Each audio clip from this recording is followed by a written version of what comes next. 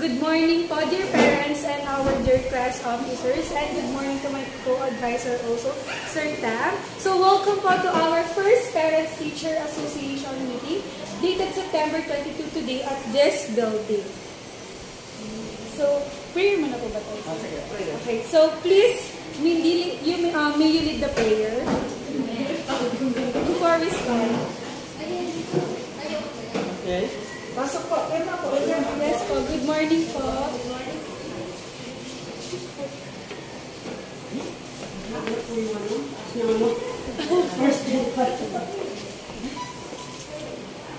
Okay, hintayin lang po natin si Mami para mabasbasan siya. Tatay, pasok po kayo. Sino po anak niyo? Para makaupo po. Pinagkatiwala naman siya sa atin. Sige, Mami, aaragaan ka namin. Pinagkatiwala ka namin sa atin.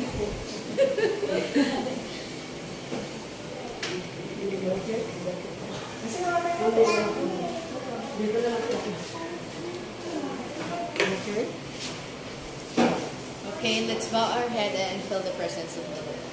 Lord, thank you for this day and thank you po dahil may nakapunta pa ding parents and sana po successful tong magiging meeting namin for the day and guide us every day po and hanggang sa pag-uwi namin. In Jesus' name we pray.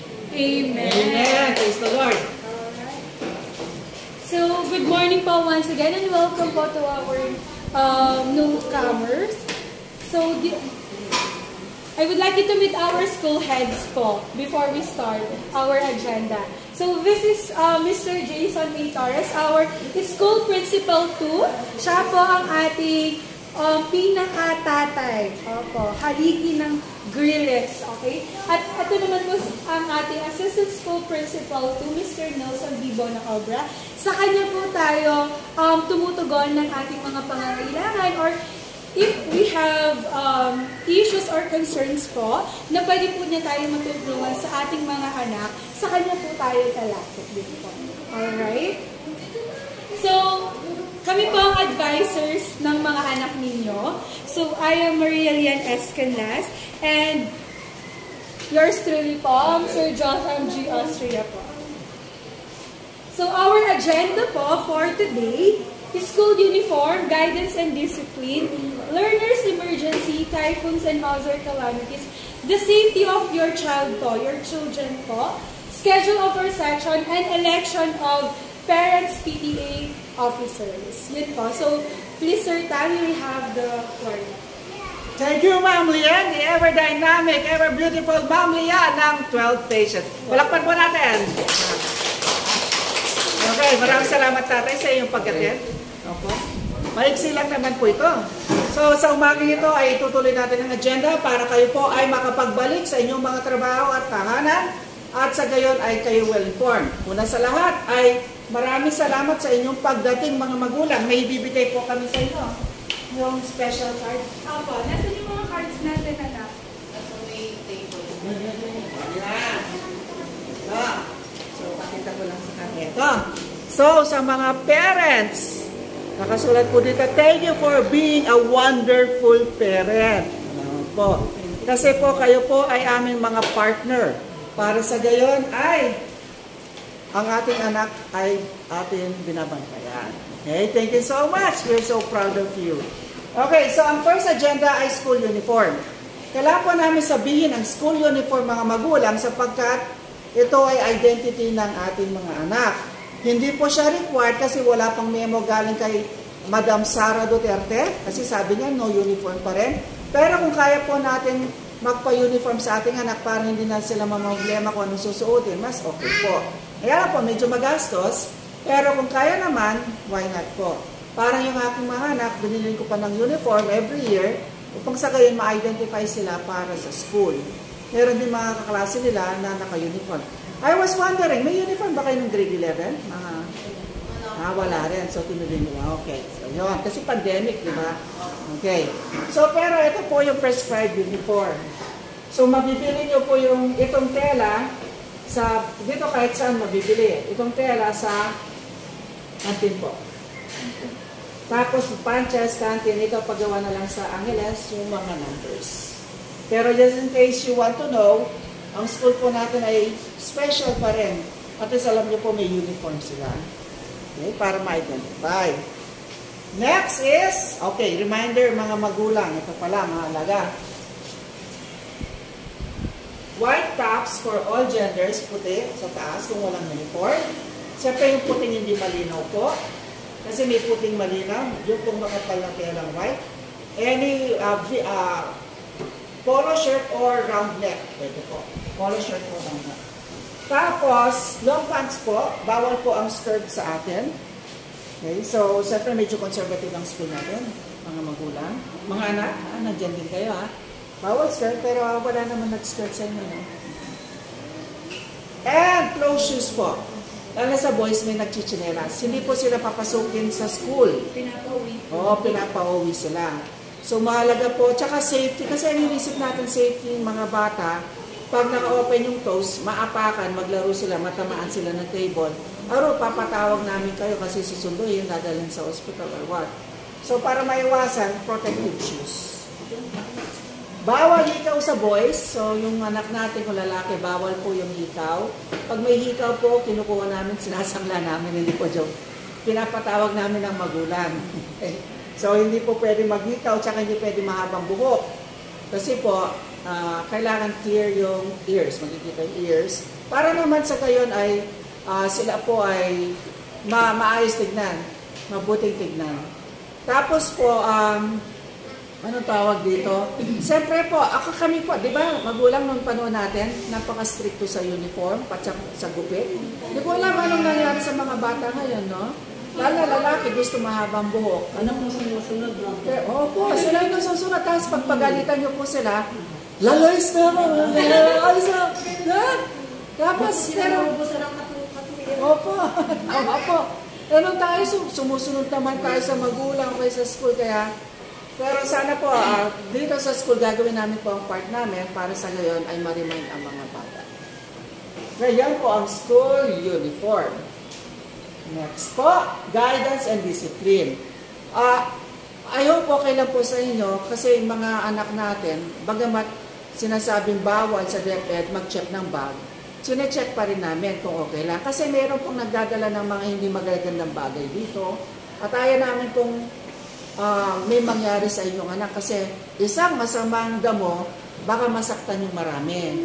So nagre-random check sila, hopefully okay lang po sa inyo. Para din sa ating mga anak, paminsan po, ang pinaka-iniwasan po namin, nagdadala po sila ng vape. Baka mamaya hindi nyo alam yung mga anak nyo, naninigarilyo pala. Kasi alam nila kung itago yun. So, kaya tine-check namin, imagine kung ilan sigarilyong vape ang nakukuha namin sa office, siguro isang cabinet na po. Nakakalusot. Kung hindi chinet yun, wala na. Tapos, ang gagawin po nila, may I go out, sir, ma'am, di ba? Tapos maghut-hut na po, magsigarilyo na si R. Tapos malalaman namin, amoy usok, hindi na namin mahuli. Kasi wala, tumakas na. Nakabalik na sa room. So para maiwasan po yon ay chinecheck talaga po. Hopefully okay po sa inyo yan. Isa rin po, may nagdala ng patalim, may nagdadala ng mga knuckles, yung sinusuot pag nakikisundukan, bakal. Ang dami po. So, kaya po, naisipan namin, alam namin, hindi dapat tinitignan yung bag ng mga bata.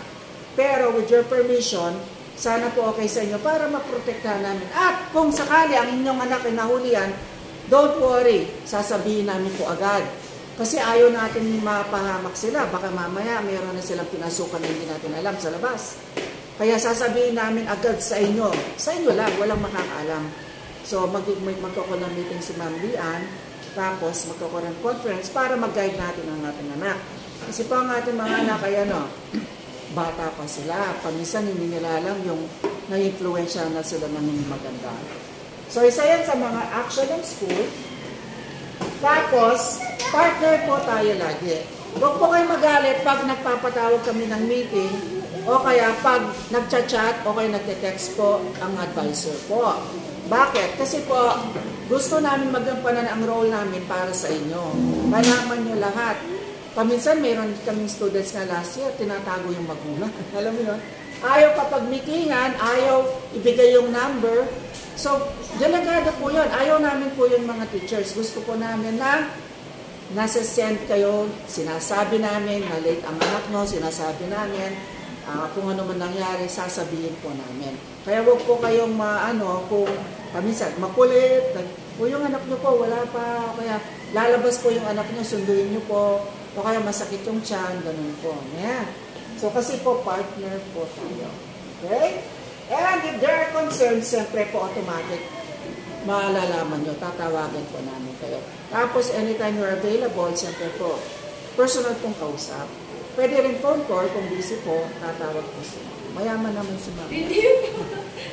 Okay, so wala pong tanong sa guidance. Partner po tayo. Ito pala, pag may mga cases of bullying, etc. So, una ay yung nagre-reklamo o kaya na biktima ay pupunta sa principal. Yun. Si Sir Jason o kaya si Sir Bon, yung picture po kaninang dalawa. So, after that, magmi-meeting sila ng mga Child Protection Committee. Mahalaga po yun. Lalo yet, ayaw po namin mangyari, pero baka mayroon mga cases na naabuso, na bully, o kaya nasangkot sa mga ibang bagay. Ito po yung pinaka-proseso. Ngayon, ayon sa parents, siyempre, i-refer namin sa inyo, kayo na pong mag-decide kung saan nyo gustong dalhin, PNP, social welfare, or ibang organization, in worst cases. Pero usually, nakakausap naman po sa bahay, so okay na po yun sa bahay. Pero kung hindi nyo kayang yung kontrolin ng mga anak nyo, ay pwede kayo pong i-refer sa natatakdang mga tao para tulungan po kayo. Kasi po, hindi namin sakop po yan. Halimbawa, may mabigat na case, si Ma'am Lee po ay i-refer na sa school head. Kailangan ng expert at yung Discipline Committee or Child Protection Committee para sa gayon ay tulong-tulong po tayo. Hindi napapahamak ng anak. Kasi po, may maling kaisipan na pag may kaso yung anak, paparusahan ng school. Hindi po. Inaano po natin, ginaguide. Yun po ang goal natin. Kaya nag-meeting tayo, we want to guide them kasi para tulong-tulong tayo na magkaroon ng realization ng bata. Kasi paminsan yung hindi nakikinig sa magulang, di ba? Paminsan hindi rin nakikinig sa teacher. Pero pag sama-sama po tayo, ay nako-convince. Parang yung bunso ko po. Natutulog siyang puyat. Ay, hindi nakikinig sa amin. Grade 9. Sinabi ko sa advisor, Ma'am, kausapin mo. Ngayon natutulog na maaga. Sa teacher. Oo, sa teacher. Teacher din po kayo, sir. Okay. Hindi siya nakikinig sa amin kasi nga alam niya, mabait yung magulang. Teacher pa rin si Ma'am Raquel. Oo, pareho kami teacher mag-asawa. So, tapos, kausapin mo na ng advisor. Nakikinig sa advisor. So, ganun talaga paminsan nakikinig sa magulang. Okay, pero ito po yung steps natin. Sir, cellphone na cellphone. Opo na, pagmamangan, mag-cellphone lang. Tapos, naging lang talibatang. Nagiging bat sila. Bakit? Pagkikuha yung tubig, bat ako. Nagiging bat po sila. Tayo naranasan natin. Okay. Huwag magsawang magtubal. Sa Ganun din eh. Ay, Batman din po siya. Hindi ha. Hindi ko po alam, di ba? Hindi ko ginagawa yun si Kevin gumagawa. So, learner's emergency. Ito po. Pag emergency, if your child get ill while in class, please be ready na kunin sila. Kasi meron kami cases na halimbawa na yung anak nagme-mens pala, sakit, hindi niya kaya, kailangan po sunduin. Hindi po namin siyang pauuwiin mag-isa. Pero pag available kami, like noon last year, may vacant ako, hinahatid namin sa bahay. Kasi may pamisa walang magulang talaga. So, hatid namin sa bahay, nandun si kuya, naanano ka, o tayo may dinakitiwali mo. Ganon. Pero ngayon, fully loaded kami, 6 hours straight to 8 hours. Kaya pag meron incident, hindi na namin po mahatid. Pasusundo na po namin sa inyo. Okay? So, pasensya na po kung maabala kayo sa trabaho. Kahit si kuya, si ate, basta't matanda sa kanya, pwede pong magsundo. Yeah. Kasi mahalaga po yan. Meron din incident na masakit ang ipin, umiiyak, lahat po. O kaya yung may lagnat pala, pumasok, pamisa po kasi tumatakas yung anak natin, sobrang sipag. Opo, sobrang sipag. Papasok pa rin. Siyempre, kahit sa amin teachers, naintindihan namin kahit mag-absent po siya, walang problema basta't may letter. Kaya kailangan namin humingan ng letter sa magulang kasi baka hindi totoong may lagnat, may lapad siya. Kasi may student ako last 3 years. Hindi pumapasok, nagsusumbong yung kaklase niya. Nasa mall, kaya kasamang boyfriend. Yun. So, kaya pag wala sila, automatic may letter po. Para sa gayon, nababantayan po natin maigi. Kasi sa age po nila, mapusok yan eh. Kahit ano gustong gawin, feeling nila, dalaga at binata na sila. Hindi na lang, baby pa sila. Alam mo, sinasabi ko sa mga students, feeling nyo, bata at dalaga na kayo. Alam mo kung ano ibig sabihin ng adult? Nagbabayad ka na ng kuryente at tubig. Yun ang adult. Nagbabayad ka ng kuryente at tubig sa bahay. Hindi, ano? So, baby pa kayo. Ano yun? Diba? So, yun po, paminsan ganun sila, feeling adult, pero baby pa sila. Kaya sunduin po natin sila. Mag-assign tayo yung, kung hindi tayo available, yung pinagkakatiwalaan po. At ito po yung schedule nila, mga bata. Okay, halos full load sila, pero pagdating dito, baka maaga po silang uuwi, 11. Vacant po nila. Okay, so Thursday, Friday, 11 o'clock, wala na po silang pasok. So either nasa bahay sila o sana nagpaalam sa inyo kung saan sila. Kasi hindi na nakargo ng school dito, pag vacant. Unless naman, pinapauwi mo agad. 11:20 po yata, sir, yung pwede sila umuwi. Okay, 11:20. Pero the rest, dapat 11:45, nasa labas na sila ng bahay po. 11:45, ibig sabihin, kung medyo malayong bahay, mga 12 nandyan na, 12:30. Si Nerissa Pag po, wala pa si sila, Angel, minsan po nag-escape pa po sa faculty yung mga yan. magpasipsip lang eh. Nakikisip po sa mga teachers. Minsan na mga advisor sa office. Ay, hindi ah. Ay, sumamali yun, di ba? Hindi na po. Totoo yun. Third floor na. Iba pong teacher po yan. Pero maasahan po kasi sila, kaya po gano'n. Kasi po, president ako. Opo, president po siya. Sa akin. At saka ano po siya, representative sa buong school po. Malawak po yung ano niya, class officer. May posibilidad na nalilig sometimes. Yes po. Okay. Kasi, like, meron kayong ano, di ba, Nerissa? Ano tawag dito, yung duty sa office, kasama po yung advisor nila na si Sir Gerald po. Yung pong Supreme Student Governor. Yung, hindi lang po siya dito president, pati po sa buong, ano po, school. Representative po siya ng grade 12. Ganun po siya kagaling. Kailangan maintain yan. May medal yan, ha? Maintain mo yan. Sabi ko sa'yo. So, ito po yung mga subjects nila. Pag Monday, si ma'am, ginaguide nila sa values. Tapos, the rest academic na po. So, ito po, kung wala kayo schedule, sisend na lang ni ma'am yung schedule para alam nyo sinong teacher ang kausapin nyo pag hindi sila nagpapas ng requirement. Kasi siyempre, pag may kulang na pinapas, etc., sasabihin namin sa inyo, baka mayroon silang dapat gawin sa bahay para matapos po. So, sisend po namin ito para alam nyo sino yung mga teachers na kausapin. Okay? Gusto yung picture rin? Sige po. Sige, sir. Okay. Tapos, ito po, isa rin concern ito. Pag may bagyo, ano po? Tingnan ka. Papalapok yun. Tingnan nyo lang dito, automatic, pag may announcement si Mayor, wala pong pasok. Hindi po sila papasok. Pag sinabi may papasok sila, hindi po totoo yun. Kami po sa grade 12, pinagbabawal po namin ang activity at ginagawa kapag walang pasok. Wala talaga. Ayaw namin mag-meeting, mag-group sila sa labas. Hindi pwede. Delikado po. Pag sinabi ni Mayor walang pasok, ibig sabihin delikado yung panahon.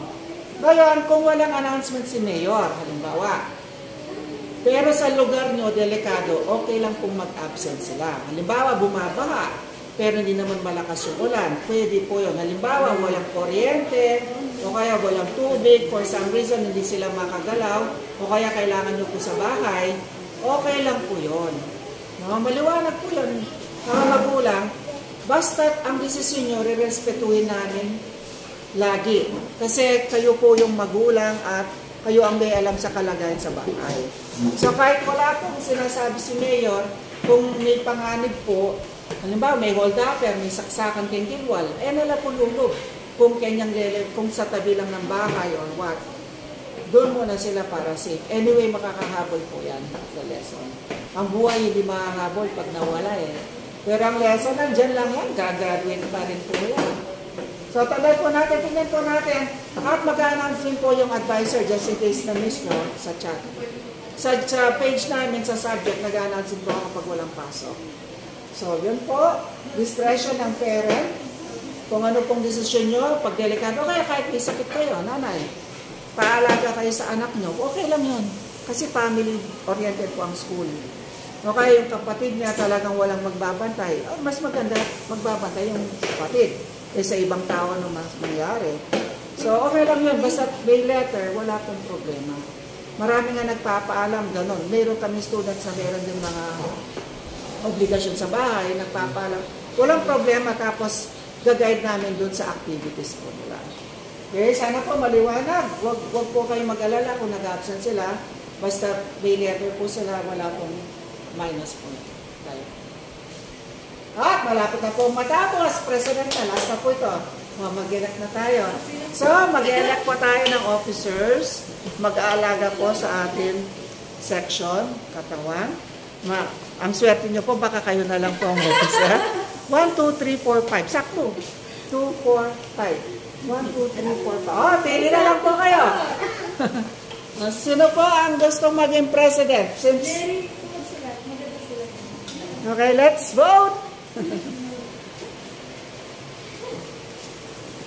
Wala po tayong choice. Kayo po ang pipili sa inyong sarili. Sino po gusto president? Volunteer na lang po. Huwag po tayo maya. Ay, only boy. Sige. Kalay, pwede po. President na po ako sa kanila. Uy, pwede po dalawa. Pag nag-meeting po, kayo na lang din po yung pupunta mo. Okay lang po kung ano. Ano, Nere? Kasi president na siya dito. Sige. Vice na lang siya dito. Sige. Well, ladies, kayo po ang hahawak. Si Mami. President po. Sige, para si Tatay Vice President. Opo, Vice Sige. President po natin. Sige. Si Nanay, anong pangalan ni Nanay? Anong pangalan niyo? Ay, nandiyan po. Ay, sorry. Sir.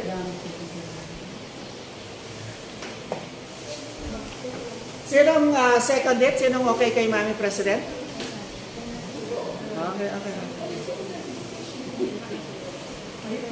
Yan. Okay lang si Tatay Vice President? Ako na yung vice president. Okay. Ayan, tatlo na lang natin. Sino po yung president natin, sir? Si Mami daw. Ano po yung pangalan niyo? Rowan na po. Gama. Sige. Anak ko si Casey. Opo. Siya na lang po. Congratulations. Congratulations! We have a new president. Bye-bye, PBBM. Okay. Next. Vice President, si Tatay. Okay po. Saan na po tayo? Secretary. Secretary! Patingin po ng baywang natin. Sexy na. Joke lang po. Sino pang gustong secretary? Si sister daw. Okay po. Miss Rachel. Dalawa na lang po. Treasurer tsaka PIO. Jack and point po kayo.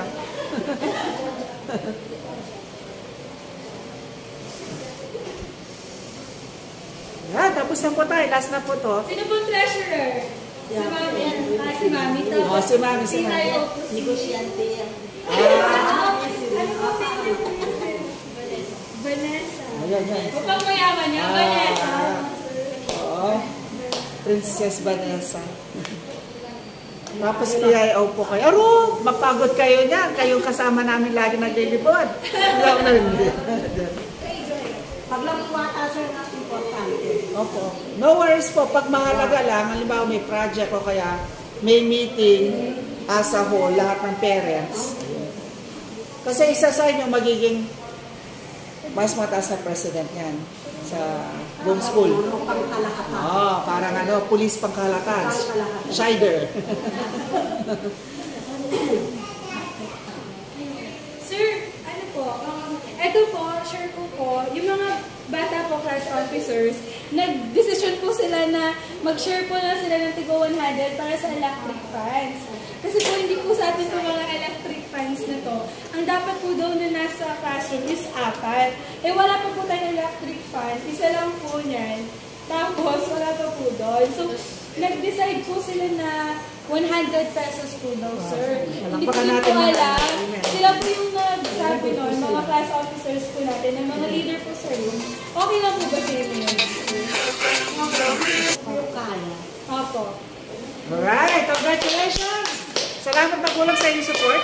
100 electric fan. Si ma'am yan, aircon yung do-donate mo. Mataas sa kuryente yun, sir. Opo, may kahati po kasi tayo, sir. So, yung po mga gamit na yan, sa kanila po yan. So, wala po tayo talagang gamit.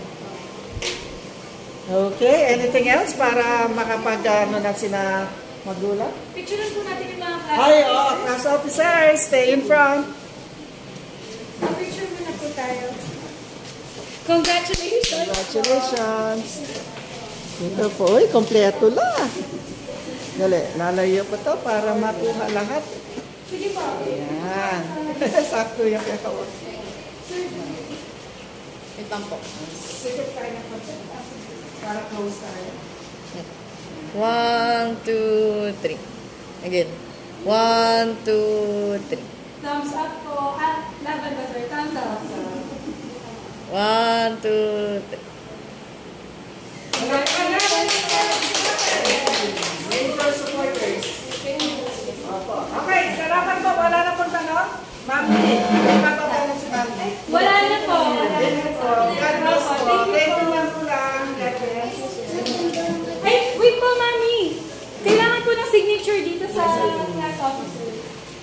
Dito na po, nagtatapos ang ating meeting. Bye-bye.